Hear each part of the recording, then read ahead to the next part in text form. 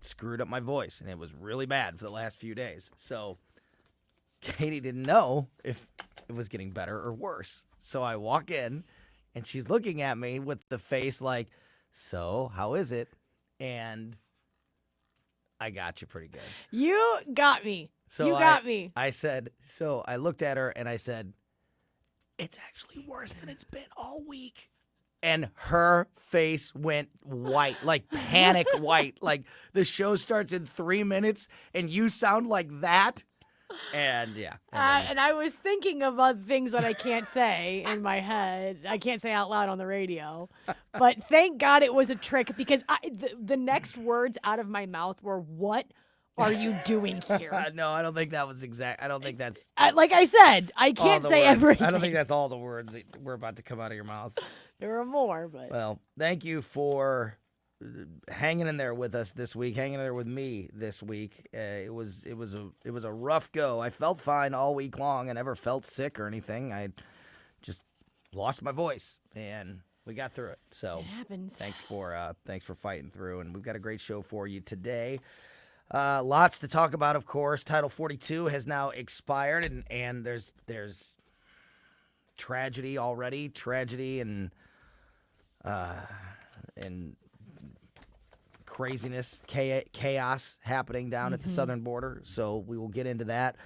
It is the last day of the Missouri legislative session. There's just a few hours left in the session, and we are going to talk to State Representative Justin Sparks at the end of the show, towards the end of the show, in about an hour from now, just after 3 o'clock. We're going to talk to State Rep Justin Sparks and basically get the recap. You know, we talked on Wednesday with Rodney Boyd, and it kind of sounded like what was done at that point was about all that was going to get done, which was strange because there was still a couple of days left. So things like sports betting and other issues that we've been talking about for a very long time just kind of seemed like they weren't going to get accomplished. So we'll find out in an hour from Justin Sparks about what did get done and what frustratingly didn't get done in this legislative session. So definitely keep it here for that. We'll also get the weekend forecast from Steve Templeton, chief meteorologist over at Channel 4. That's in about 40 minutes from right now, about 2:45. So make sure you are here for that as well. And joining us now on the line, he does join us every Friday at this time, is Gabe Pfeiffer from The Morning Show. Gabe, what's up? You know what time it is. You know what time it is. And it hasn't been that time for a couple weeks. I'm sorry, guys. I'm still in orbit, but I'm making my way, and I'm starting my descent now. So I should be back in studio on Monday for like regular stuff. I'll be actually working from the studio like I usually do, a regular work week. So hopefully all this stuff is taken care of, and they can science their rockets without me on site. Very good. Well, it's great to have you on. It's great to hear from you, especially on a crazy week like this. So, I know you guys covered all of these same issues this week as we did here throughout the week on our show. For you, let's start with Title 42. What's your biggest takeaway and recap from what we have seen this week with the Biden administration allowing Title 42 to expire with no real plan to replace it in place and all the chaos that is ensuing? Well, and that's really the rub here. I mean, as much as we were appreciating the use of Title 42 to sort of stem the tide, as it were, of the constant flow of illegal immigrants trying to come to the country, it was still a remnant of the COVID tyranny that we wanted to go away. So as the federal government is kind of pulling back on its COVID work, Title 42 is going. So we're kind of taking the bad with the good here. And but the Biden administration, for some reason, even though they've been trying to get rid of this thing from day one, have no plan to deal with the results of this thing. And it's kind of amazing that they're just kind of shrugging their shoulders, like, yeah, there's going to be some chaos at first, but we have a plan. We'll figure it out. You've had years to have a plan, and you have nothing. Yeah. And here we are with basically an invasion at our border. There isn't really another way to refer to this. I mean, you can't amass the same amount of people that you can fit into Busch Stadium on the other side of a border, and they're all rushing all at once and running roughshod over our Border Patrol agents. You can't look at that and say, no, that's just a normal thing at the border. That's an invasion. And according to the Constitution, the federal government is supposed to, it's part of their job, it's one of the affirmative things they're supposed to do, supposed to protect the states from invasion, and they're not doing it. So, Gabe, whenever we do talk about protecting the states, I have not heard anything from Mayorkas. Maybe you have, but I surely haven't, about the federal government helping these states out with trying to manage, trying to control the invasion that's about to happen. Have you? Mayorkas is doing a media blitz today. I haven't heard him talk about that at all, if they're going to help these states out. All they have is excuses. It's very much a Kim Gardner style of situation here, where it's like, I know I'm not doing my job well, but here's why. Like, no, just do your job. Mm-hmm. Do your freaking job or go away. Mm-hmm. That's kind of where I am right now with this whole border situation. And I definitely want to touch on Kim Gardner here in a minute, but just to highlight a little bit more of what is happening at the border right now, the Department of Health and Human Services has confirmed the death of a child in U.S. custody, a migrant child. The department released a statement today regarding the death of a child, but did not reveal where the child died. Quote, the U.S. Department of Health and Human Services is deeply saddened by this tragic loss, and our heart goes out to the family with whom we are in touch. As is standard practice for any situation involving the death of an unaccompanied child or a serious health outcome, HHS Office of Refugee Resettlement Division of Health for Unaccompanied Children, what a division, what a title that is reviewing all clinical details of this case, including all inpatient health care records. A medical examiner investigation is also underway. So, Gabe, I mean, we talk about the true tragedy, the true toll on humanity that, you know, this takes on people, encouraging them to make that trek to the border.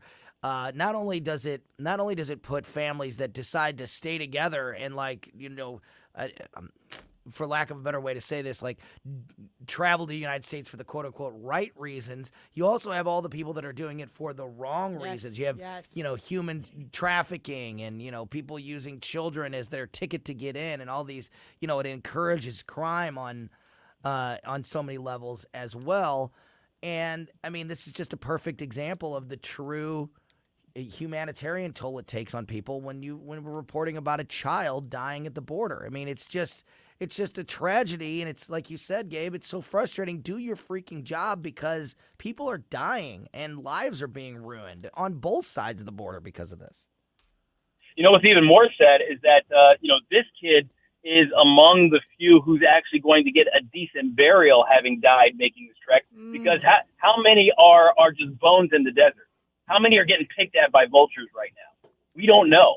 But that's kind of I hate to paint the horrible picture there, but no. That's the reality of what's happening right now. This administration is encouraging all of this garbage, and I guarantee you, if this was the Trump administration and a kid died in custody, people would be acting as though Donald Trump, you know, smothered the kid with a pillow, and that's how they would be reporting on it. You're so right. But right now, it's just a matter. It's like, well, the border's rough right now, but people deserve a chance and all these other things. And then Mayor can say, yo, we have operational control of the border. And the U.S. border is not open for business. And we have everything under control. Please, don't pay attention to the tanks rolling through Baghdad. There are no Americans here. You know, Gabe, it's funny that you say that, because Mayorkas on the lower third on Fox News just said Mayorkas was like, go through the proper ports of entries or you will face consequences. It's a little bit late to be tough, brother. It's a little bit late to be laying down the law and acting like you're this guy policing and doing law and order. everybody already knows the welcome wagon is here. I wanted to talk to you, Gabe, and if it's okay with you, Tony, if I switch just briefly the subject. You know what? Let me Go read ahead. this last story of the border, and then we can move on completely because I just another example of the craziness down there. The Biden administration is forcing asylum officers to work 7 days a week because of the migrant surge. The Department of Homeland Security is forcing asylum officers to work both weekend days this week in an effort to deal with the surge of migrants at the southern border with the expiration of Title 42. A memo sent out this morning says that employees had been informed yesterday of the need for them to at least work 1 day of the weekend, and now the agency is going a step further, saying, quote, developments emerging over the course of the day made clear that more resources are needed and we must take immediate steps to increase the number of staff available on both Saturday and Sunday to meet this need. In order to ensure full operational readiness, I must now ask that all Asylum Division employees, with limited exception, work both Saturday and Sunday. And, of course, they're acting like it's this weekend. You think it's going to get any better? You think it's getting better? You think this isn't the new norm? This isn't standard now? Yeah, the standard going forward. So just wanted to get that one last story in there to really solidify the point of just how chaotic and just how bad things are, just essentially hours after Title 42 expired. So the coming days and weeks are going to be even he worse. was talking about. Yeah. These are the consequences he was talking about. Meanwhile, where's the borders are? Oh, yeah. Everybody else is down there working 7 days a week. She's talking about her Where's the mom borders and are? coconuts and falling. I mean, she's nowhere to be found at all. She looked like she was high. I'm not playing. I am telling She you, was Gabe. high. Gabe, I am telling you, and I didn't believe this until recently. Chris Arps has been saying for months now that she is taking edibles, and at first it was like a ha-ha thing, and now I'm like, wait, Chris, how did you know that she was taking? Because it's to the point where it's like, where is as Tony just said, borders are. She is nowhere to be found about the border. Yeah.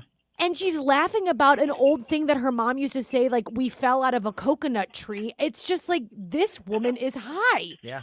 They're sending a memo. They're telling all the people all the officers down there, hey, you're working 7 days a week for the going forward because this is so crazy. And yet the border czar is nowhere to be found. I mean, think about that for a second. Rome is burning, and there's no and the person that's supposed to be ultimately in charge is not even in the area. It's incredible. No, she's in friggin' England. I don't know, getting lit with the king. With the new king. Go ahead, Katie. I wanted to see I wanted to see and hear your reaction, Gabe, from the town hall that happened with Trump on CNN. Oh, yeah. Well, Trump was being Trump, and he was being really Trumpy, and people didn't like him being Trump, and other people really, really liked him being Trump. And, lather, rinse, repeat. Right.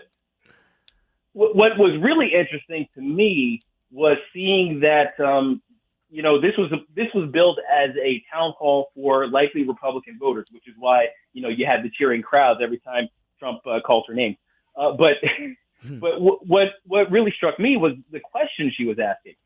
She was asking about stuff that Republicans don't care about. Like if this was really supposed to be about helping the primary voters get a true sense of where this candidate stands on the things that they care about, none of that happened. She asked about January 6th, and she asked about what's her name, E. Jean Carroll debacle, and she asked about a whole bunch of things that none of us care about. We don't care about those things. What do you think the overall impact of the civil lawsuit, Trump being found liable by the jury in New York this week, which if anybody was paying attention, it kind of snuck up on a lot of people because it really wasn't in the news cycle because there were so many other things happening. But if you were aware of this case, you would have known ahead of time that all the experts were saying he's going to be found liable. On some level, he's going to be paying. It's just what's it going to be? Are they going to say he is liable for rape? Is he liable for, slander? where is it all going to lie? But there was pretty much no doubt that he was going to lose this case at some level. So it may seem surprising or amazing that this is happening to somebody that wasn't paying attention, which I don't blame you, because it was one of the, like I said, one of the lower news stories over the last few weeks. But it really is exactly what everybody expected. What is your thoughts of the fallout since the verdict? Now, all of MAGA America is pretty much, there's an immovable portion of it, and then there was a portion that was thinking, well, maybe we should move on from Trump. Maybe the movement is a little bigger than Trump.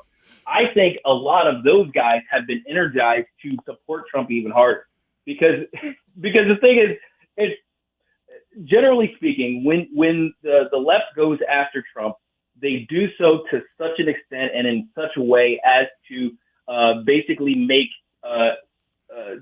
Trump's accusation of the witch hunt just all the more palatable, all the more real to everybody else. And when he says stuff like, they're coming after me because, I'm a proxy for you. They really want to come after you. Well, all the people who kind of view him that way will see all of this activity against him as attacks on themselves. And it's like, all right, well, Trump's standing in the gap for us. Let's keep going for him. Now, in terms of, what this is going to mean in a theoretical general, if he wins, that's a different story altogether, because there are so many people who are, as much as they would like to get away from Biden, as much as they're looking for a reason to vote against Biden, there's no way they're voting for Trump.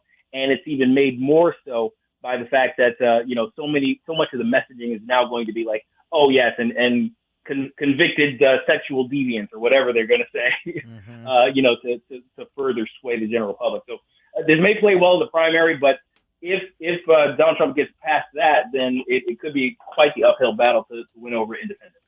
That is Gabe Pfeiffer from the Mike Ferguson in the Morning Show, which you can, of course, hear every single morning starting at 5:30 a.m. here on News Talk STL. Gabe is going to stick around with us for another segment.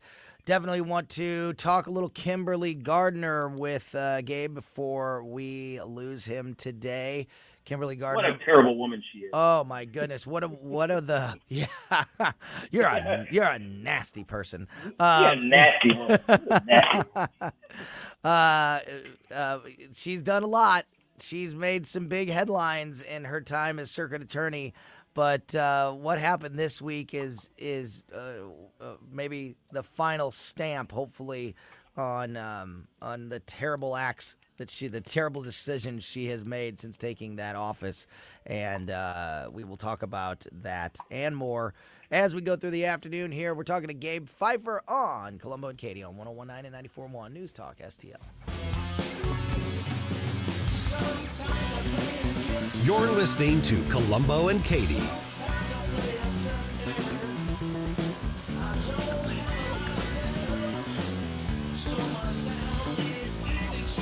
No big old corporate lib AM station telling us what to say here. Conservative talk for St. Louis. This is News Talk STL at 101.9, 94.1, and always streaming at newstalkstl.com. Every time I get the email or the text message that the folks at All Solutions Pest Control have come by to make their regular visit at our home, it always makes me feel really good, especially this time of year, because we like to be outside. We like to play in the yard. We like to barbecue. We like to be working on the house outside. And if you are having a pest problem, a lot of that can be taken away from you. And that is why we trust All Solutions Pest Control, and I think you can as well. If you have a current pest problem, whatever it may be, ants, spiders, termites, mice, wasps, mosquitoes, whatever it is, All Solutions Pest Control can help you.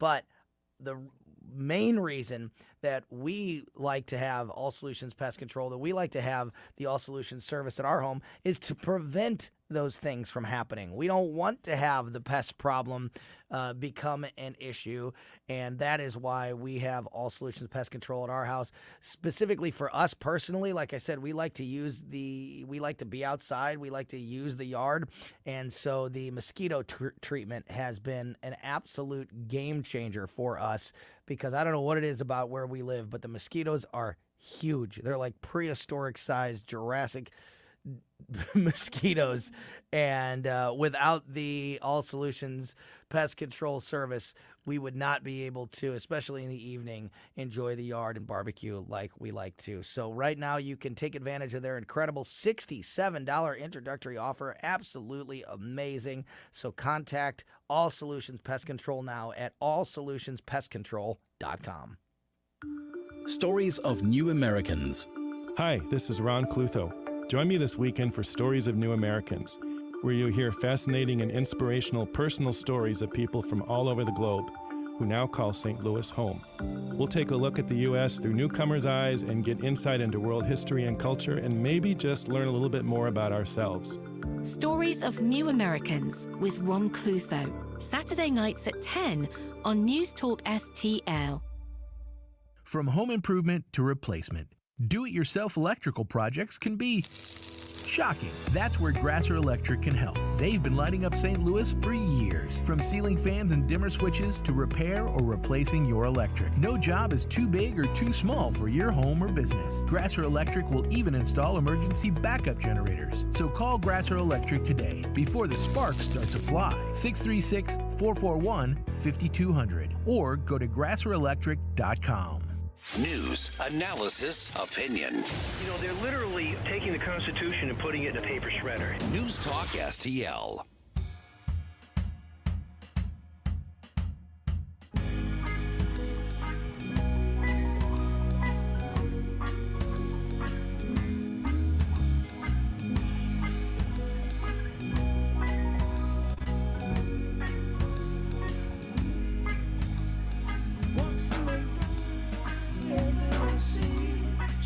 Welcome back to Colombo and Katie on 101.9 and 94.1 News Talk STL. Going to talk to Missouri State Representative Justin Sparks in just a little more than a half an hour, just after 3 o'clock here on the show, to get a full update, as this is the last day of the Missouri legislative session. So we will get a clear picture of what has and has not been accomplished by the Missouri lawmakers this year. So looking forward to that conversation. Also, in just about 15 minutes, we will get the weekend forecast from a chief meteorologist over at Channel 4, Steve Templeton. And right now, joining us on the line for another segment is Gabe Pfeiffer from the Mike Ferguson in the Morning Show, which you can hear every day here on News Talk STL. So, Gabe, as I mentioned, wanted to talk about Kimberly Gardner. I know you guys discussed this issue this week, this story this week, which is absolutely, even for Kimberly Gardner, this just seems like a step further than the incompetence that we are used to coming out of that office. Over the Cinco de Mayo weekend, there was a shooting on Cherokee Street in downtown St. Louis, and there's eyewitnesses, there's photographs, there's video, there's every bit of evidence and proof of who the people doing the shooting are. It was a man and a woman in this particular story, and Kimberly Gardner announced a couple of days ago that the woman that was doing the shooting, her name is Amber Booker, I believe, is not going to face any charges. And it is there's crystal clear video proof of her firing a weapon in public, shooting at people on the streets of downtown St. Louis, and Kimberly Gardner says, "Nah, we're not going to do anything with this one." What do you make of this, Gabe? If you wanted to sow discord and mistrust of government institutions and drive home that you are not safe in the city of St. Louis, if you wanted to do that, would you do anything differently than what Kim Gardner has done in her case? No, I'd say it's a masterclass. Right? Yeah. And here's the thing.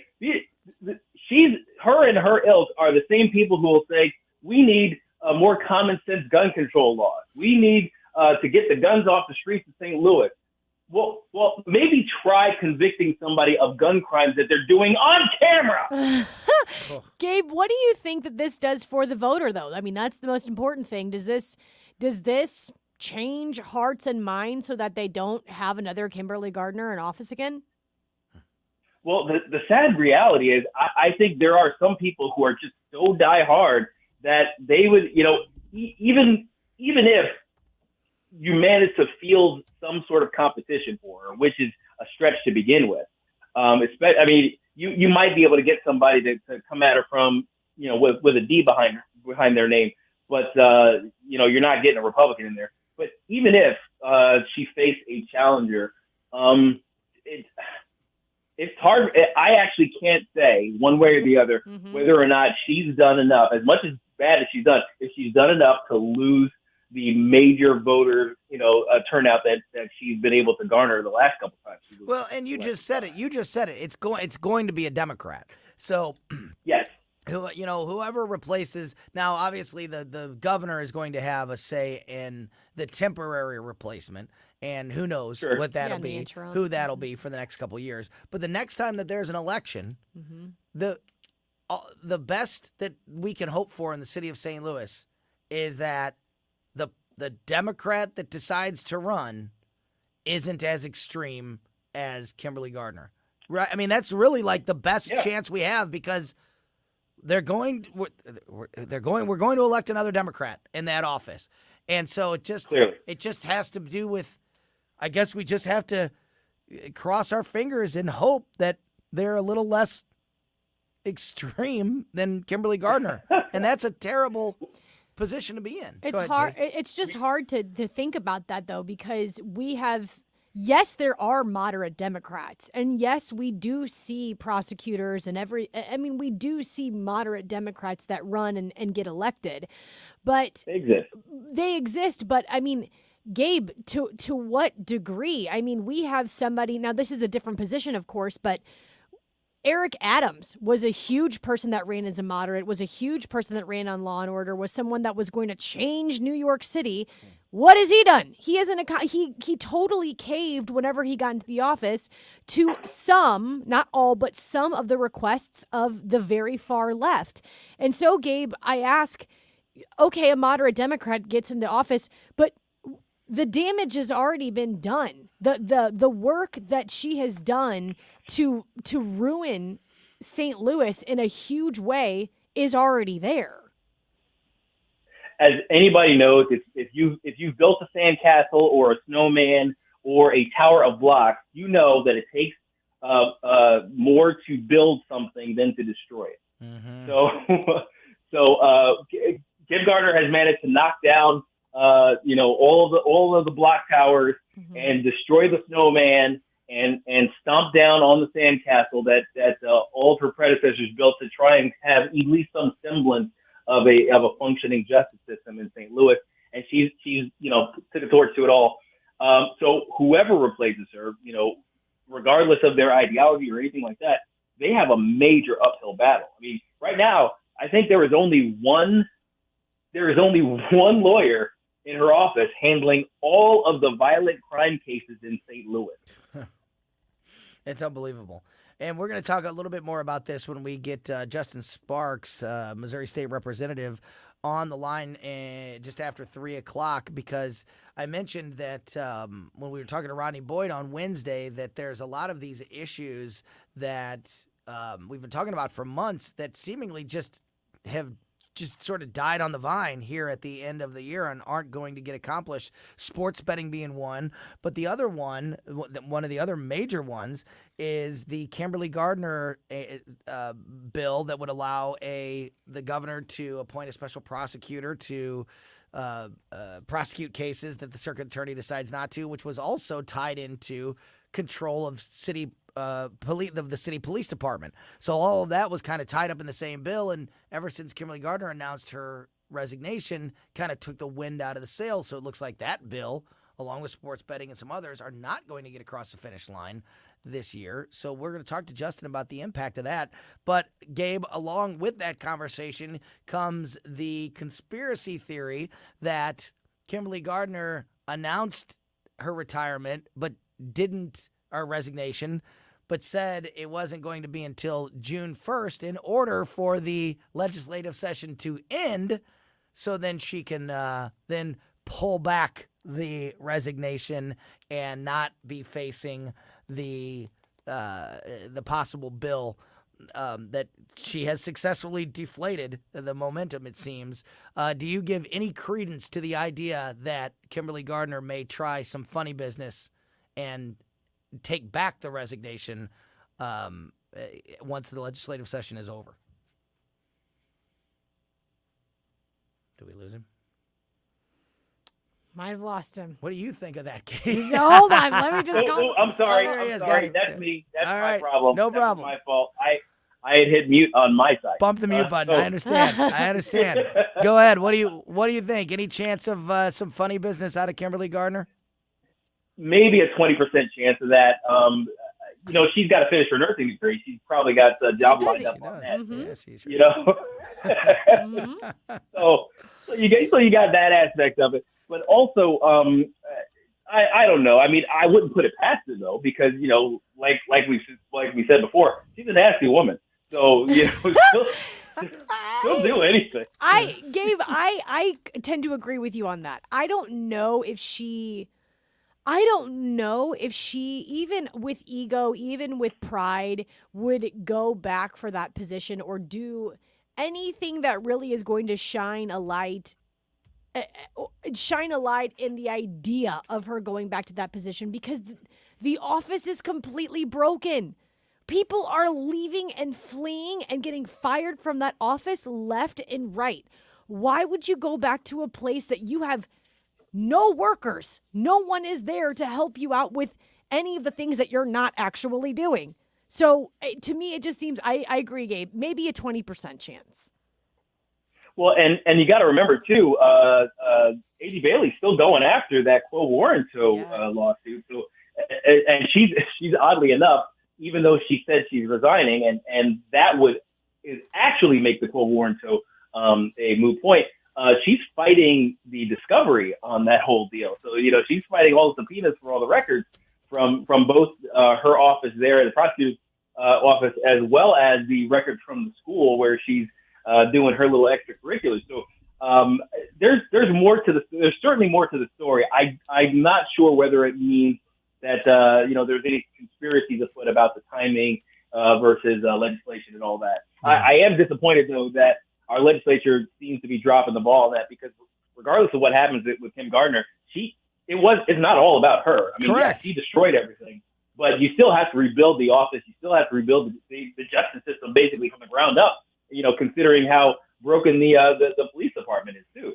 So, yeah, I think the state needs to step in. That's such a great point, because that bill certainly is inspired by the incompetence of Kimberly Gardner, but it wasn't solely directed at Kimberly Gardner. It gave the governor of Missouri, forever going forward, the ability to, in any city in Missouri, in any case, if it happened in Kansas City or St. Louis or wherever, if there was a prosecuting attorney, circuit attorney that was not prosecuting a particular severe crime, it gave Missouri lawmakers another way to seek justice in that case. So it is frustrating to see that bill sort of just die on the vine because of the resignation of Kimberly Gardner, because that was really the motivation that was keeping it in the news and keeping it at the top of the docket there in Jeff City. And now that seems to have completely gone away. Before we move off of that point, Gabe, overall, what do you think of the job done this year by the Missouri legislative session? It seems like a lot of things that we thought were going to get accomplished did not get accomplished. So I'm a bit frustrated at this moment. How about you? I'm very disappointed. I mean, We put a Republican supermajority. We put in, I think, a record number of conservatives, like actual conservatives, in place in Jeff City, and we did not get the legislation we were expecting. I mean, school choice should have been a slam dunk. You would think. Yeah. I mean, as much as the rural districts are kind of subject to the power of the teachers unions because there's major employers out there in rural areas and there's a lot of political will out there. It's not as though a Republican is in danger of losing their seat, even out there in the rural districts, even without support from the teachers union. So I don't understand the opposition here. It's very, very popular with the people. The people would reward you. The only people who'd be mad about it are a particular constituency or a particular interest group. So the only thing I can think of is that and we've heard this refrain before. It's a failure of the leadership. Mm-hmm. But these guys, who's voting for the leadership too? Yep. Right. So I'm just generally frustrated. Yeah, it's pretty amazing. Like as you mentioned, that there's a super majority. One side has a super majority and still can't. You'd think you'd be able to just get everything done. Everything you want done should be pretty simple, but no one's where on the are my same tax page. cuts? not the case at all. Yeah, Yeah. Great question. Got another story here that I wanted to update everybody on because this might come as a surprise to some folks. Justice Amy Coney Barrett could save the Second Amendment rights of our friends in Illinois, our listeners on the East Side. Yeah, the president of a gun rights group is hoping Justice Amy Coney Barrett will grant his application for an emergency injunction, which would temporarily suspend Illinois' semi-automatic rifle and high-capacity magazine ban. The emergency petition for the case, National Association for Gun Rights versus City of Neighborsville, made it to Barrett's desk after lower courts denied temporary restraining orders to block an Illinois law and local ordinance banning the sale of high-capacity magazines and assault weapons. Quote, "We've been going through the process of trying to save the local gun business and get rid of these gun controls," Brown said. "So we appealed to the U.S. Supreme Court thinking it was kind of a Hail Mary. And in fact, Justice Amy Coney Barrett said, yeah, let's take a look at these arguments. The U.S. Court of Appeal for the Seventh Circuit is reviewing the case, but joined a lower court in denying a temporary restraining order and a preliminary injunction to block the bans. However, Justice Barrett, who hears applications from the Seventh Circuit, asked both sides for more information on May 1st, and she has the options to block the ban with an emergency injunction while the case continues in the lower court or refer the application to the full Supreme Court to vote on. So how about that, Gabe? Wow. Justice Let's Amy go. Coney Barrett could be coming to the rescue of gun rights in Illinois. Notorious AZB strikes again. Katie, it just goes to show you that the reach of and the importance of the Supreme Court. We say it every year, every time there's a presidential election. Yes. There's big, there's obviously a lot of consequences when you're electing a president, but none may be bigger than that ability to appoint a Supreme Court justice and just how much that can impact the future long past that president's reign of either 4 or 8 years is over. And it makes a lot of sense too when you look at there's a giant group of people that voted for Trump in 2016 and 2020 because of that sole fact. And that makes a lot of sense because they knew what he could get done in the Supreme Court. But B, it's also why the Democrats so badly want to change and rewrite history of the Supreme Court justices. I don't think they've seen this conservative of a court. I mean, Gabe, in how long? I don't know if they've ever seen, definitely in my lifetime, they have never seen such a conservative court. That is why exactly what you just said, Tony, this story that you exactly read, is why the Democrats are trying so hard to pack it, to change it, even to change the power that the Supreme Court wields. It's insane to me to see how people desperately want to rewrite history because it's not going the way that they thought it was going to go. Mm-hmm. Yeah, Gabe, it really does put a spotlight on, it's a good history lesson. It's a good reminder to folks, that the impact of the Supreme Court and just how far they, it can reach into our lives, and the sort of balancing impact that it can have through various presidential regimes and elections. As often as I'm sometimes kind of embarrassed by Trump, or something that he says and does, or something that hits the news and like, oh geez, I, as much as I am sometimes embarrassed by him, I am absolutely proud that I voted for him because of his impact that he's had on this country, like basically for the next generation through the Supreme Court. So I'm definitely glad for that. Great stuff from Gabe Pfeiffer, who you can hear every morning as part of the Mike Ferguson in the Morning show here on News Talk STL with, of course, Mike Ferguson and Stel Ponticus, producer Stel Babe, my good friend. Make sure you're tuning in every morning at 5:30. Also, you can watch and hear more from Gabe on his YouTube channel, St. John the Philosopher on YouTube. Make sure you are checking that out as well. Gabe, as always, really appreciate the overtime on a Friday afternoon. Enjoy the rest of your weekend, my friend. Thanks. Thanks, guys. God bless. You bet. Back at you. Great stuff there from Gabe Pfeiffer. He has been gone for a hot minute. Hey, listen, he's the smartest person I've ever known. He's important. He's an important guy. Mm-hmm. Yeah, literal rocket scientist on top of everything else.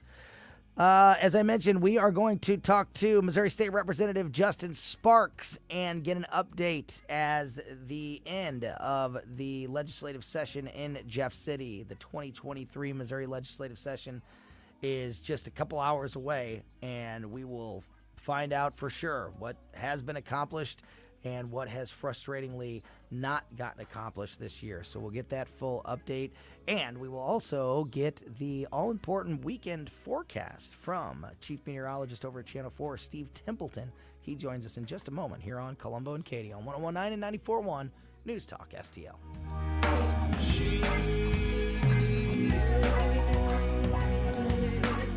Colombo and Katie, the new faces of talk radio. Follow Tony Colombo on Twitter at Tony Colombo Talk. The news and talk Everyone wants to say there's no connection to the president. We have debunked many of the lies that matters to St. Louis. Title 42 is expiring today, and you know what happens tomorrow? 101.9 and 94.1. Those numbers go up. News Talk STL. So just yesterday, we had David Ryan from Cadre Asset Management on the show with us. If you missed that conversation, he provided a lot of great information on various topics, including inflation and the housing market and the economy in general. Great conversation that we had yesterday with David Ryan. Make sure you are subscribed to our podcast or our YouTube channel so you can go back and check that out. Cadre Asset Management and David Ryan are the team that Christine and I trust with protecting our family's financial future, whether it comes to financial planning, retirement, investments, business financing, whatever it is. David Ryan and his team at Cadre do it all. If you need help with your financial future for your family or for your business, contact them now at cadreassetmgmt.com. Cadre is defined as a small group of people specially trained for a particular purpose or profession, and that is exactly the role that Cadre Asset Management can play in your financial journey. So again, learn more about how they can help you secure your financial future by following Cadre Asset Management on Facebook, or again, the website is cadreassetmgmt.com. Hi, I'm Jen Wallner. And I'm Rodney Wallner with the Wallner Home Selling Team at Berkshire Hathaway. Hey, Rodney, how do you sell your home for top dollar? That's easy. Call the Wallner Home Selling Team at 314-810-SOLD. What if I want a flexible commission rate? Call the Wallner Home Selling Team at 314-810-SOLD. When's the best time to sell your home? Right now. Call the Wallner Home Selling Team at 314-810-SOLD. For all your real estate needs, call the Wallner Home Selling Team at 314-810-SOLD. That's 314-810-SOLD. Tim Jones and Chris Arps in the afternoon.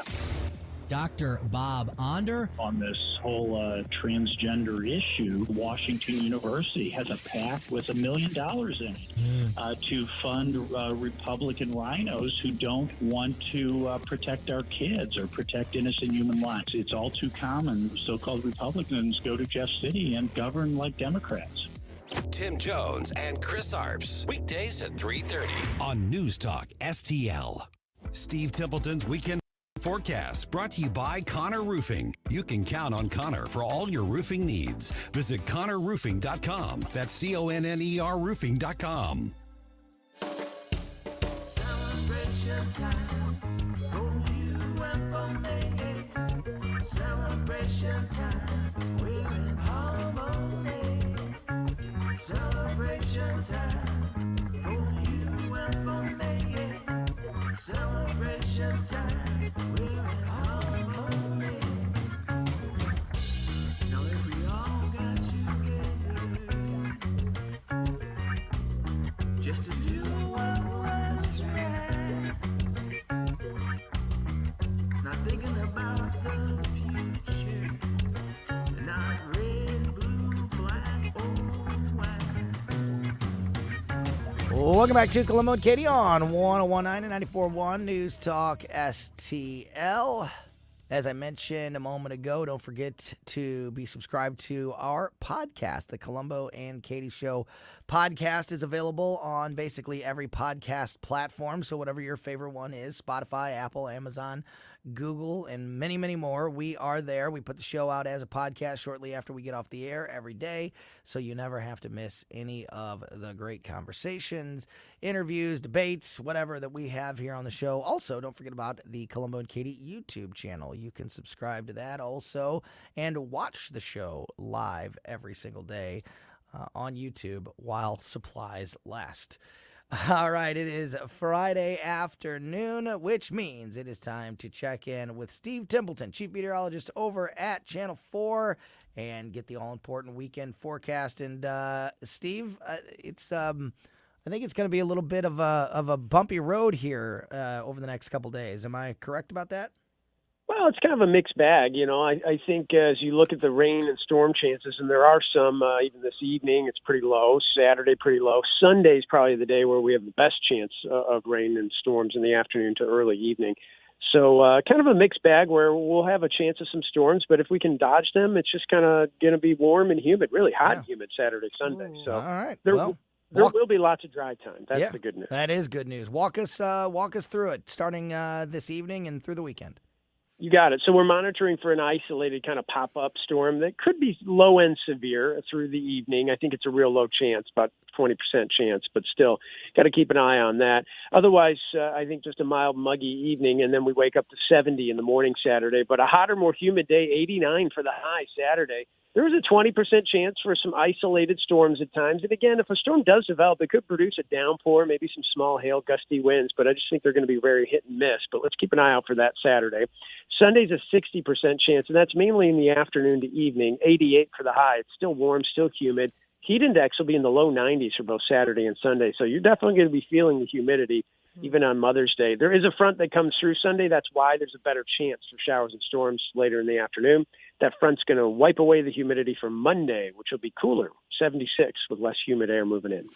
When do you think we start to consistently feel like the heat? Yeah. Like we've gotten a taste of that, and it's kind of a reminder of where we're at on the calendar. I mean, you know, we're into mid-May at this point, which is mind-boggling to me. But, the hot air's got to be right around the corner at this point.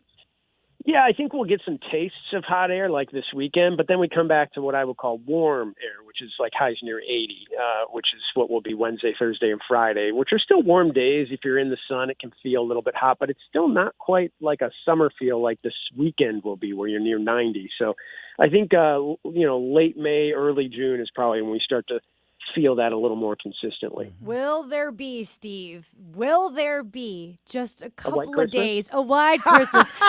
Yes, can you look into the forecast that far away?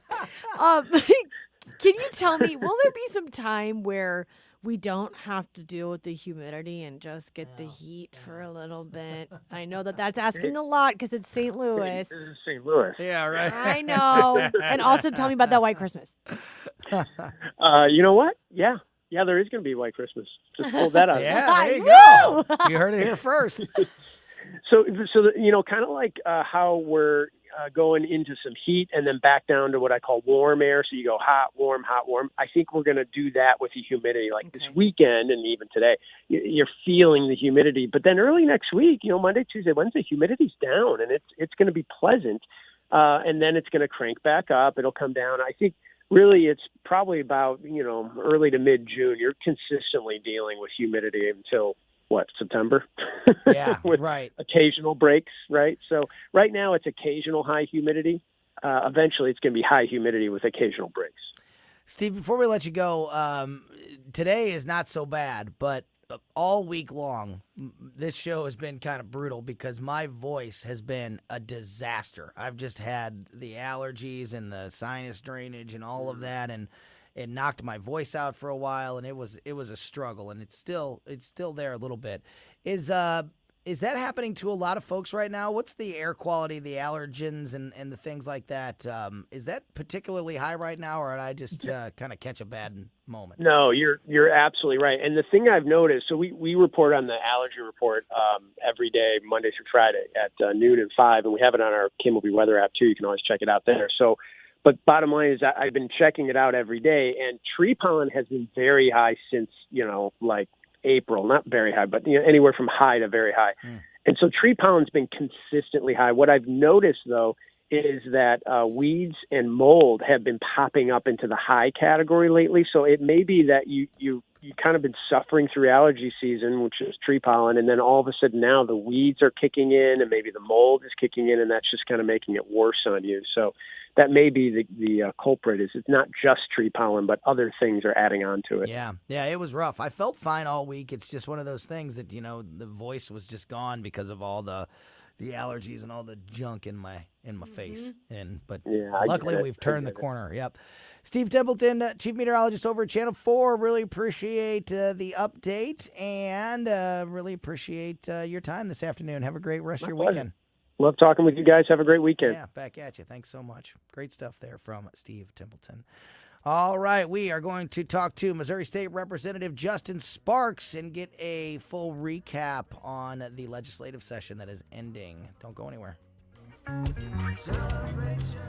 Report cards are a good way to show how well your kids are doing in class and where they might need improvement. We at the Show Me Institute believe schools should get grades too, so parents can see how their child's school compares to others. That's why we came up with the Missouri School Rankings Project. Click on the website moschoolrankings.org and it's all there. Rankings and letter grades for all the schools in Missouri. The rankings are based on categories such as student performance in English language arts and math, ACT scores, and graduation rates. Then we take the rankings and come up with a grade point average, just like your child has. Each school and district has a grade, and the website is easy to use. And now we've added spending data for every district, so parents, taxpayers, and policymakers can see where the money is going. Don't you want to know how your child's school stacks up? Learn more at showmeinstitute.org. The Show Me Minute has been brought to you by Show Me Institute and Show Me Opportunity. News Talk STL is proud to have Doug Voss as part of our lineup every week. Doug has been a staple on St. Louis radio for many years as one of the leading financial experts in the area. You can hear Doug and Safe Money Radio 3 times every weekend on News Talk STL. And in case you miss anything, you can check it all out at DougVossSafeMoneyRadio.com. What else do our listeners need to know, Doug? Simply put, I focus on helping pre-retirees and retirees build, preserve, and protect retirement assets, and I've been helping my clients solve their insurance and financial needs for the past 33 years. I also strive to educate my clients on how to prepare for retirement, minimize the impact of market volatility on their assets, and deal with the challenges of increased longevity. Call me today at 844-676-SAFE. That's 844-676-7233. Doug Voss is a registered representative. Securities offered through DHL Securities, LLLP, member FINRA and SIPC. KLGY HD3 Clayton, K270BW Bellefonte, KNBS Bowling Green. This is News Talk STL at 1019, 94.1, and always streaming at newstalkstl.com. Breaking news this hour from townhall.com. I'm John Scott.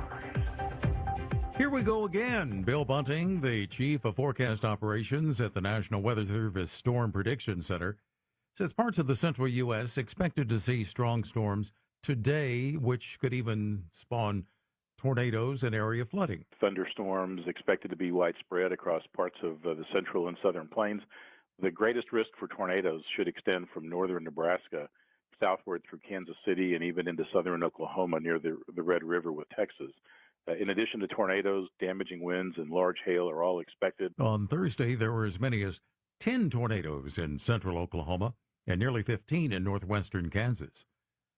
Also at townhall.com, a veteran network executive leaving her job at NBC Universal, expected to be announced as the new CEO of Twitter. In the hours after Elon Musk announced that he had a new CEO for Twitter, NBC Universal's announced Linda Yaccarino, its chairwoman for global advertising, is leaving her job there. Yaccarino interviewed Musk on a Miami stage last month in front of hundreds of advertisers, and getting advertising back for Twitter will be a key priority. Musk has been running the company since he bought it last fall, but many of his new policies have been controversial and have prompted subscribers and advertisers to leave.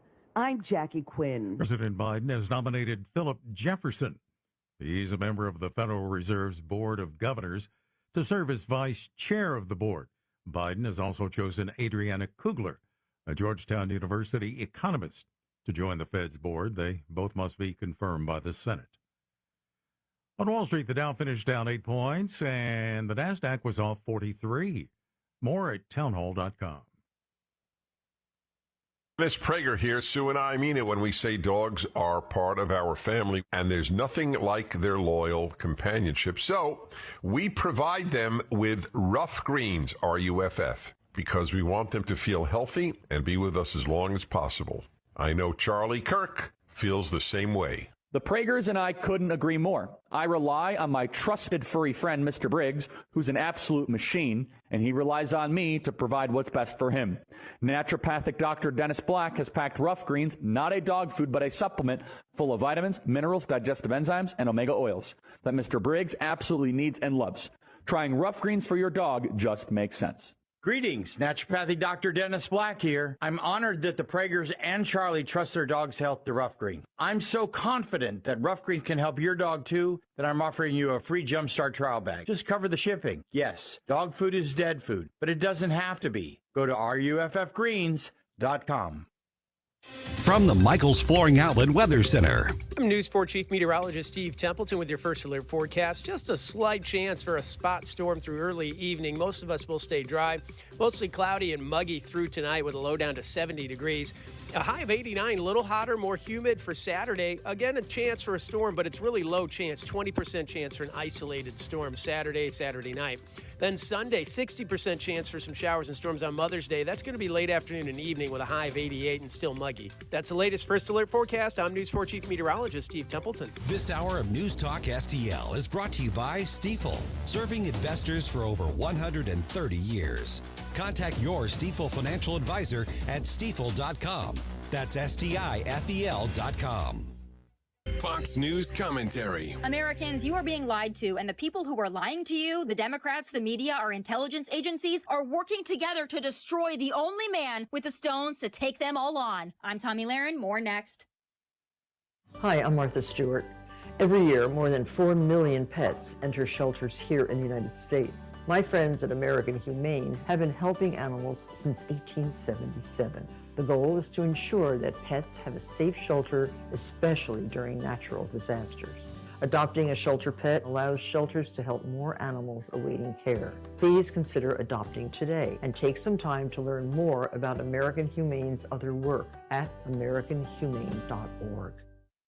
The relentless work of Congressman James Comer, we learned what we've known for months, if not years. The Biden crime family received $10 million from foreign nationals, including entities attached to the Chinese Communist Party, and did it all through a web of shell companies. 9 Biden family members received these wire transfers, including a grandchild. What did Joe Biden do to get his family paid? What area of our national security did he sell out to line the pockets of his family members and likely himself? What policies were made or withheld to keep that money flowing for years? Bill and Hillary did the same thing with the Clinton Foundation. Democrat crime families run roughshod over this country as the media continually runs cover right alongside our intelligence agencies. This is an abomination. I'm Tommy Lahren, and you can watch my show, Tommy Lahren is Fearless, at Outkick.com. St. Louis's new choice for conservative talk. I think they're trying to attack the American people. Live and local. Gabe, Mike, Ken, you guys are my morning cup of mental coffee. I love the show. Definitely a convert from the old one. This is News Talk STL.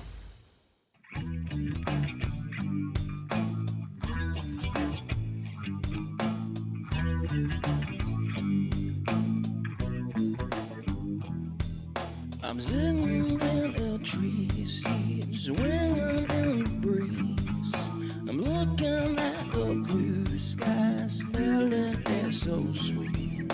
My pretty little angel, my pretty little queen, pretty little princess, my pretty little dreams are binding.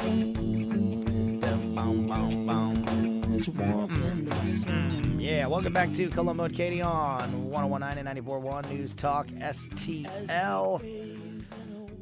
Just a couple hours away from the official end of the Missouri legislative session in Jeff City, and joining us on the line now is Missouri State Representative Justin Sparks. Justin, really appreciate you coming on today. I know you guys are really busy right now as we are in the final moments of the session. So I'll just throw it to you and let us give us an update on where we're at as it stands at this moment. Well, yeah. Thanks for having me on, guys. It's great to talk to you, and it is extremely busy. Unfortunately, what we see is some things that are not being addressed, things that are not getting done. Mainly, the initiative petition joint resolution that was to go on the ballot for the Missouri voters is being held up on the Senate side, which, me being a freshman legislator, I was warned about this process and how this goes and the dysfunction, and but to witness it firsthand is it's more than I anticipated. Very tough to take. Yes. Yeah, it's disheartening for sure. So, that kind of plays into something that Katie and I were talking about earlier in the show. As you said, if a lot of people that are familiar with the inner workings may not be as surprised as others when things like this happen. But going into this year, it just seemed like, there was a lot. You're in your freshman year there. You're a first year representative. There's a lot of others. There was kind of this new face of the Missouri legislative session. The Republicans have a supermajority, and so there's nothing stopping us. There's nothing getting in the way of accomplishing all these various things. And while some stuff has gotten done, and we'll touch on that stuff, I definitely want to touch on things like the transgender bill and other things in a moment. But there's a lot of stuff that I can't believe. If you would have told me in January that sports betting would still not have gotten resolved for this entire year, I would have been dumbstruck, and I am indeed dumbstruck today, as that is one of the things that hasn't been accomplished. So what, as best as you can explain it, what causes this to happen? Yeah, of course. So right off the bat, let's just talk about the fact that the people, and myself was included before I got here to Jefferson City, I thought things got done a certain way, and I even wondered why in the world does not good legislation get passed when there's a supermajority in the Senate and a supermajority in the House and a Republican governor. We have values in the state of Missouri, and we all pretty much feel the same way. We want to see good legislation passed, and I wanted to know why that wasn't being done. Well, there's a clear answer. You said you couldn't believe that these priorities wouldn't get done, and when there's a supermajority, there's nobody standing in our way. Well, there is people standing in our way. There is absolutely people standing in our way, and it's called Republicans that are beholden to special interests. Special interests run this state. They run this government, and they do so because they have a stranglehold and a chokehold, particularly in the Senate and in the leadership of the Senate. That's how they get things done. And particularly with like initiative petition, they have no interest in reforming that process because that is their way to get their priorities done by getting around the legislative statutory process and amending the Constitution to say whatever they want it to say. So this is how they want to get abortion enshrined in our Constitution and things like that, social issues. That's just one among an entire litany. This is the strategy. This is how they're going to do it. So when special interests see this opportunity to continue to abuse the initiative petition process by bringing in millions of dollars of outside money and outside organizations to get these things done, they make sure that we don't address it in the legislature. And the way they do that is by directly influencing members of this body. And that's exactly what happens. And it's not just the initiative petition process, guys. It's everything. It's the crime bills in St. Louis. You name it. You name it. And their fingerprints are all over it. And that's the system that has to be shaken. It has to be broken from the top down. So how do we do that? How do the citizens of Missouri stop this from happening? So they've already started, because the freshman class has already begun this process. And you were right. The freshman class is a fresh face. And for the first time in many years, we are voting conservatively as a body, as a group. It used to be that a special interest would want something done, and they would they would draft the legislation and literally hand it to the legislator to file.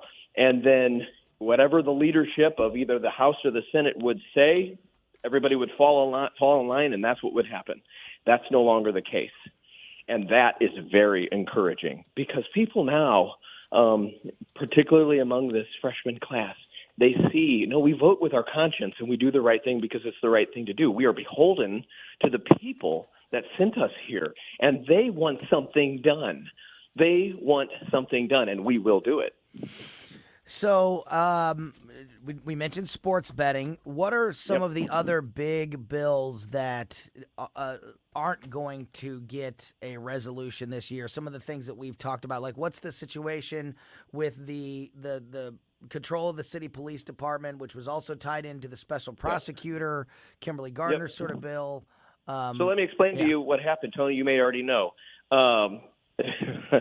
So essentially what happened was the leader of the Senate made a deal with Kimberly Gardner that basically, if she would resign, that they would kill the good police legislation which is what the police were asking for, right? To take over the police department, state control. They would kill that, kill the special prosecutor bill, and the quo warranto language that would prohibit her from ever running for that office again. They got rid of all of that. And they did so as part of a deal so she would resign, okay? And you might ask, why in the world would you even make a deal with somebody like the circuit attorney, for heaven's sake, after her track record?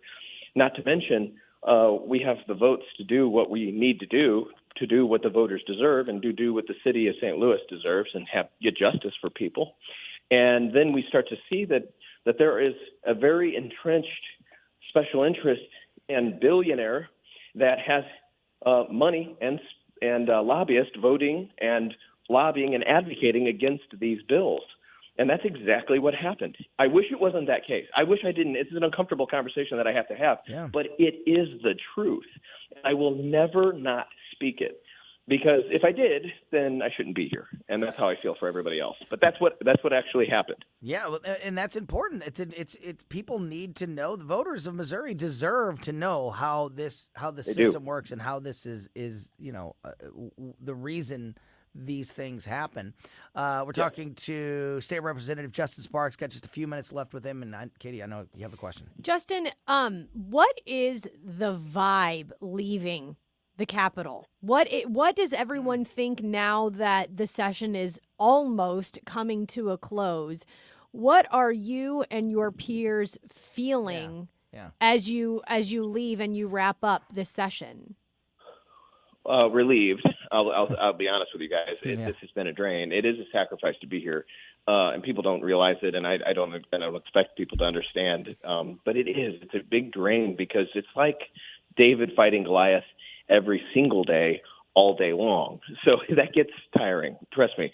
But I will say we are resolute because, okay, we know how this system works. We see the stranglehold. We see the influence. We see the entrenched way of doing things, but we have a path forward. We know what we must do to overcome.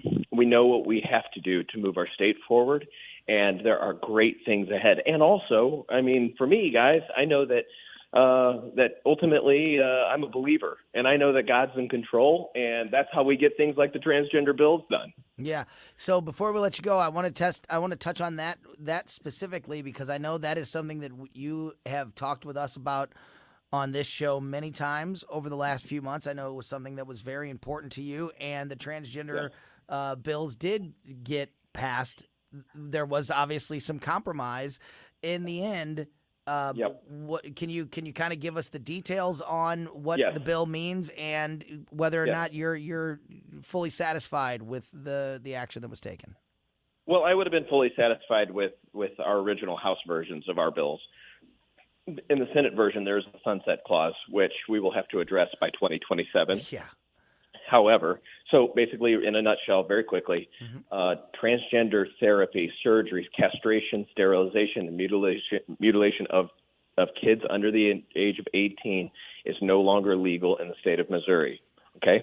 And the cause of action, if you do this, okay, first of all, it's criminal, but the cause of action for the doctors that perform these things, these actions and these procedures, you can sue these doctors, and those doctors can lose their medical license. And that never sunsets. That's permanent. So the cause of action never goes away. So no matter what, if the worst case scenario were to happen and we can't address this by 2027, and I will tell you, we will address this by 2027, and it will become permanent, but the cause of action will never go away. So doctors and organizations that do this and permanently alter these kids and alter them for the rest of their life can be sued and taken to court, and their medical license can be taken away, and that's permanent. So is there any other action being discussed today? I mean, is there any other big headlines that could be coming out before the end of the session, or are we essentially at the finish line as we're talking now? Well, there's going to be a press conference at 3:30, and I'll be part of that. And the Speaker of the House will be performing, and he'll be giving you an update. All right. Well, we will be paying attention tremendously to that update. And as I mentioned earlier, thank you so much for today and for keeping us up to speed and informed on this session all the way through. And Representative Sparks, I know we're going to talk to you again very, very soon and continue to get that information and updates from you going forward. So thanks so much for your time this afternoon. Thanks so much, guys. God bless. You bet. That is Missouri State Representative Justin Sparks. That was a little bit of a cliffhanger. Now we got to pay attention to this press conference. We sure do. It's interesting that the session is over. It's interesting about the things that weren't done, but more importantly, Tony, you probably have known this because you've worked in politics for a very long time. To hear our state representatives or our state senators say it's not the Democrats that are in our way, it's the Republicans because of who they're beholden to. The special interests. The lobbyists, the money, where it's going. I am like, oh. So I wanted to bring this up, but I knew we were on a time crunch there with Representative Sparks, and I didn't want to get into the weeds or off the beaten path, but I definitely want to have this conversation with him and others involved in Missouri politics going forward, because I wonder if this is a symptom of, I mean, it's a symptom of a lot of things. But in Missouri, we have some pretty rigid term limits that are a lot stricter than in other states. And I know term limits are a very, there's people on both sides of that issue. But in Missouri, the way that we have it set up, where you can serve 8 years in each house of the government, and that's it, that sure, that means that you don't have these lifelong politicians that we all get so frustrated with on local and national levels. But it also means that all of the institutional knowledge and experience lies outside of the lawmakers, because so many times, if you can only serve a few terms before you're term limited out, then a lot of times that's when you become a lobbyist, when you switch to the other side, because you know how it works. And so all of that experience does not lie with the lawmakers. It lies with the other side. And I feel like that could have a big influence on why things happen the way they do, particularly in the state of Missouri. And that maybe if lightening up some of those term limits might help. It's not going to fix the problem. There's not one thing that can be done to fix the problem, because there's no one magic key. But I feel like that could be maybe a step in the right direction. That's really interesting, because when you do think about it, everyone is constantly campaigning because there's always term limits, and no one is able to fulfill their original obligation, because they're like, well. And once you become it takes a certain amount of time to get in, to really figure out how to best do the job. Anytime you're brand new at something, there's a learning curve, right? So if you're elected and your first term is kind of your learning curve. Yeah. But now a quarter of the time that you're even allowed to serve in that body is already gone. And so by the time you sort of, you can be one of those experienced leaders, the veterans, your time's up and you got to go. And so all that institutional knowledge and that leadership is constantly turning over. And I get the argument for term limits. I get it completely. I think it's ridiculous that people like Nancy Pelosi, or even people, like in Illinois, like there's been people that have just served for decades in the same spot, in the same leadership. And it's like, are you kidding me? There's got to be a better person for that job after 50 years. Yeah. So I understand it completely. But there's also something to be said for having if that's the best person available, then the ability to vote for that person, to keep the good ones in office. There's an argument to be made for that side also. I tend to lean on to the term limit idea. That's where I usually live. And I'm the opposite. Yeah. And I get it. But what you said just makes a lot of sense. I don't think it's brought me over to the side yet of not believing in term limits. And maybe maybe the term limits aren't as rigid as they are now. Maybe instead of 8, you can only serve a total of 8 years. You can serve 16 years. I think this is in Missouri. I think you can serve 16 years, but only 8 and 8. So you could serve 8 in the House and 8 in the Senate. Okay. So maybe just make it 16 blanket. Like you don't have, So, you don't have to be half limits, and half. But Yeah, maybe you just maybe loosen it up a little bit. Could be one of the solutions. One of the things that could maybe take us in a step in the right direction to sort of combat the influence of lobbyists and special interests and all of those things, because that is, all you have to do is look and you will see that's the general progression. People serve in the legislative branch, and then they move over to the special interests and the lobbyists and all of that, because they have that institutional knowledge. They know how it works, and they know how to manipulate the system. Yeah. And instead of that being on the side of the lawmakers, it's on the side of the special interest. That's where all the experience lies. It makes sense. I'm still. No, I'm not saying. I'm not saying that I'm right. again, I completely understand the argument for term limits. I completely understand it. But maybe loosening them in the state of Missouri would be a step in the right direction. I don't know. It's definitely something that I want to talk to Representative Sparks and Senator Schroer and others as we have them on the show after this session is over, as we react to everything.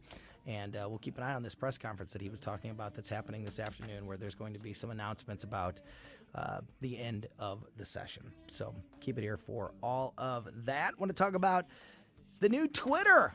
It's called X. You familiar with this? X. The Everything app. Yep.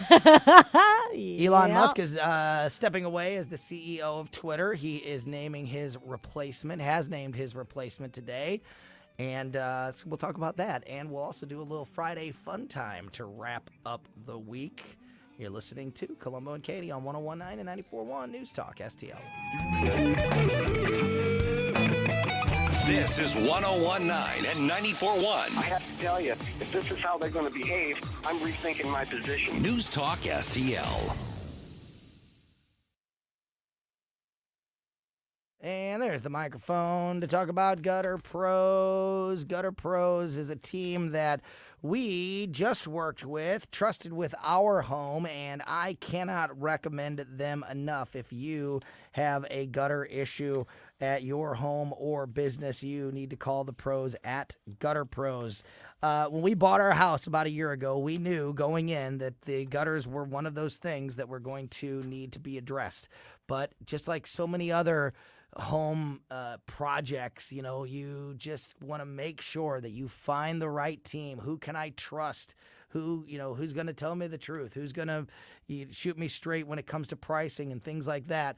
And it can be an anxious decision process.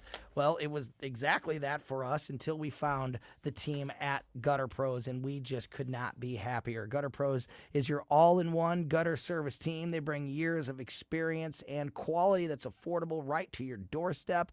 Of course, they can help you with leaf protection, gutter repair, new gutter installation. They also offer free estimates. So if you do have a gutter project, it doesn't cost you anything to have the Gutter Pros come out, take a look, tell you what's going on. So now you at least have that knowledge of exactly what the problem is and how much it is going to cost. And all of that is free. They also offer free financing on jobs over $2,000. And don't forget, in the month of May, they are also offering 10% off the Colombo and Katie May discount at Gutter Pros. Mention our show and get 10% off in the month of May on any gutter project that you have with the Gutter Pros. Call them now at 314-656-7195 or visit them at gutterpros.com. That's gutterpros.com. This is Larry Connor's commentary on News Talk STL. So how can you tell if someone's lying? Their lips are moving. Which brings me to Joe Biden. Joe Biden continues to insist Republicans want to cut money for Border Patrol agents. Want fewer agents on the Border Patrol. No border security. Where is that? Where is it anywhere stated? It's not. By the same reason, he's claiming Republicans want to cut Veterans Affairs funding. And just the other day, Kevin McCarthy said, where in our program do you see anything that cuts money from the VA that is needed for veterans? And said that's the damage that happens when people do not tell the truth about the bill. We are cutting and taking back unobligated COVID relief money, rescinding $71 billion to the IRS to hire new workers, getting rid of that $10,000 to $20,000 loan waiver for students. Yes, we're doing that, but we're doing nothing that's going to lead to vets dying. And Joe Biden insists they're cutting $22 billion for the veterans' health care. It's 22%. In fact, the Washington Post liberal publication says Biden just took this to the for Pinocchio extreme. Really a lie. For more, listen to the Larry Connors USA Daily Report tonight at 6 on News Talk STL. There is a great story about how John Beal Roofing got started. I encourage you to read it at their website, johnbealroofing.com. That 1947 story leads to 3 generations of the Beal family repairing, replacing roofs on homes and businesses. Read the story at johnbealroofing.com. And when you need roofing help, support my sponsor, John Beal. Call 1-800-NEW-ROOF. 1-800-NEW-ROOF. Post-COVID travel is on a surge. Many of you are traveling for fun because you've been locked up for 2 years. Listen, whether you're traveling for fun to Italy, Greece, Spain, France, or somewhere else fun in the world, or USA, now is a great time to book before the crowds hit and save. Plus, with a strong U.S. dollar, you'll get more travel bang for your buck. Right now is a smart time to make your reservations and call low-cost airlines. With one phone call, you can let us do all the work for free. We'll shop hundreds of airlines, hotels, resorts, and give you a way to save huge money on your vacation plans. And if you call right now, we'll give you a free hotel room with a qualified travel purchase. So call right now. Call right now. 800-648-9175. 800-648-9175. 800-648-9175. That's 800-648-9175. Ready for a fine dinner of lobster, crab, fish? Napoli Sea will open June 1 on the streets of St. Charles, right next door to Napoli 3. So mark your calendar. Napoli Sea opens June 1. If you're in the mood for pasta, Napoli 3 is right next door, and it's open for lunch and on Sundays. You can find me at Cafe Napoli in Clayton, Town and Country, streets of St. Charles, and starting June the 1st, Napoli Sea. Mike Ferguson in the morning.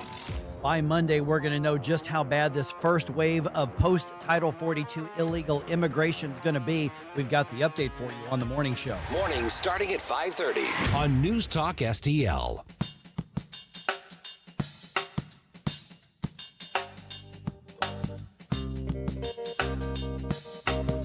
Puts my heart and soul in the air.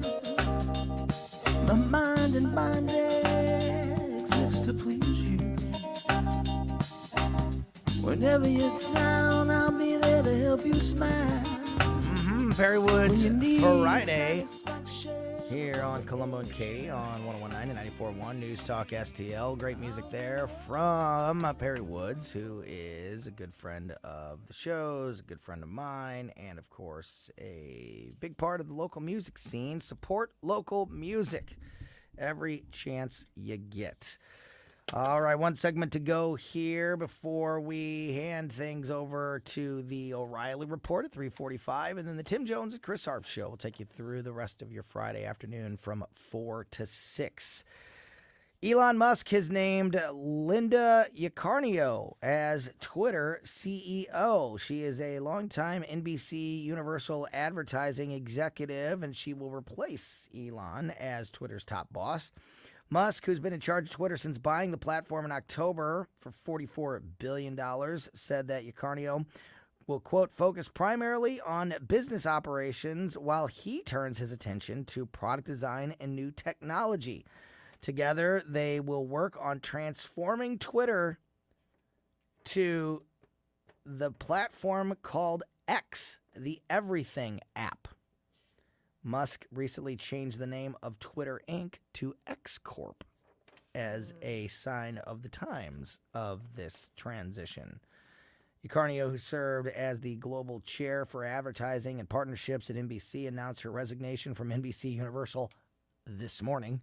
Oh, my gosh. And then was announced the new CEO of Twitter. Oh, my gosh. Hours later. Wow. She spent nearly 12 years heading the media giant's advertising and partnerships division. She was credited with helping launch its ad-supported streaming Peacock service and forging partnerships with companies like Apple News, BuzzFeed, Holler, Research TV, Snapchat, Twitter, and YouTube. So she has some experience on platforms or working with platforms like Twitter and YouTube and Snapchat and other social media platforms. So maybe she's the right person for the job. But aside from her, Katie, what do you think of this idea of fundamentally changing Twitter into something, evolving it into something that is going to be going to have much more uses than the Twitter platform that we've all known for so long. I get it. I get it because Twitter has a stink on it. There's a lot of people that didn't want to touch Twitter with a 10-foot pole. And that was before Elon Musk got a hold of it. And then Elon Musk kind of made it seem like he didn't want to touch Twitter with a 10-foot pole, but already signed the contract to reinvent it. So all of these different progressions in the social media realm, becoming an actual media company, live streaming videos, all the things that you mentioned, that makes sense to me because he wants to be all encompassing. He doesn't want people to have to go to other places like YouTube, probably Rumble, and a lot of other sources, Getter. He doesn't want to have that kind of competition now that he owns Twitter. However, I think that even though Twitter does have a stink on it, you don't change the name. You can change a lot of other aspects about it. By the way, get a freaking edit button for the love. If you're going to change it, get the edit button first. I think it's okay and appropriate to change those things about Twitter. I do not think you should change the name. That is the same thing that Facebook just tried to do with Meta and Meta Business, and it is a mess. Oh man, Total mess. The Meta thing. I think that the whole metaverse thing is an absolute joke. It is. It's a total waste. And I saw a story. I didn't even read the details, but I saw a headline the other day that said like, "Is the metaverse already dead?" And I don't know why it said that. I imagine the details of that story is because nobody is using it. I've seen it used as a punchline on YouTube. Some of the YouTube channels that I regularly watch have dug into the topic of the metaverse and how few people are using the technology and how all of this money and resources went into developing this virtual universe and nobody cares. Well, the problem with Meta too is that, Facebook has something like the Meta Business Suite, which I use a lot for our social media, which is fine, but Facebook is constantly trying to change itself. Like, it's like your Apple phone where it's just like, okay, now I have another update, even though I just had an update a month ago. Facebook is constantly updating and tweaking and changing the platform, and that's really annoying to the user. I don't like that aspect, and I don't think I think Twitter's interface will look the same. There's just going to be added benefits, and I'm okay with that. But if you're saying that Elon Musk is like, we're actually going to change the complete layout, usability, that to me is stupid. Yeah. What do you think of of adding another player in the? Do you think there's room? Do you think there's an appetite for another live streaming app, another place that people can get video content, live stream content? Because for one, as you know, Twitter's about the only social media that I use. At Tony Colombo Talk, by the way. It's about the only one that I use. And I'm kind of excited about the idea of being able to put videos and more content. And Elon Musk has said that he's going to prioritize monetizing that for, that type of content. Like you can monetize and make money on YouTube and TikTok. If people can make money on Twitter and not face some of the censorship or the deplatforming that we've seen specifically on YouTube, then I'm kind of here for that. How much does this have to do with Tucker Carlson? How much does this have to do with Tucker? I think Elon Musk was already going down this road. I think this was already happening. But I think that Tucker Carlson becoming available is the spearhead. And I think that is a favor. That could be the boost.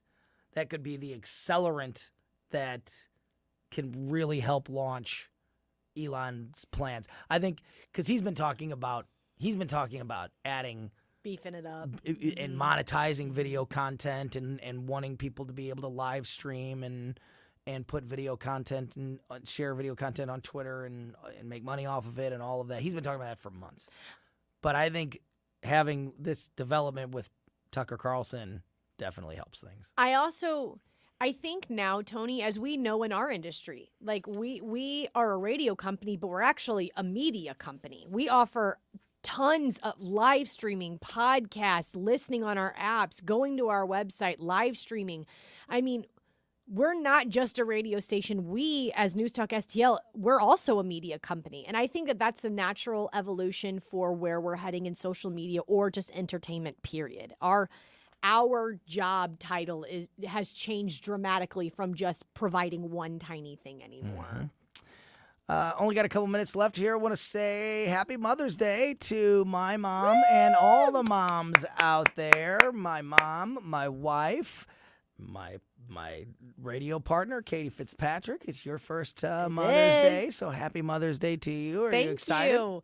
I am so excited. David, now, I did put a little bug in my husband's ear, and I said, what are we doing for my first surprise Mother's Day? What are we doing? But my husband planned an evening for us, and I'm very excited. I think that it's very sweet, and thank you so much, Tony. I'm excited. I know that Maeve... You know, you're not his mom. Shush up. Because he was in that room when I gave birth. And that, you know what? I'm a mom, and I deserve to be celebrated, darn it. You know, there was just a big poll done on social media for Mother's Day. Who is America's favorite mom? You know who it is? It's a cartoon. Lois Griffin. Absolutely. I didn't read this, but I knew. Number 2 is Michelle Obama. What list in the world could have Lois Griffin and Michelle Obama, and then Serena Williams is number 3? Marge Simpson. Marge Simpson on that list? Marge Simpson is not in the top 18. What is the one from Fresh Prince of Bel-Air? What's the mom? Oh, yeah. That switched. Yeah. Midway. Yeah, I can't remember her name. And I knew Lois. It had to be Lois. Lois I knew. Griffin. Lois is America's favorite mom.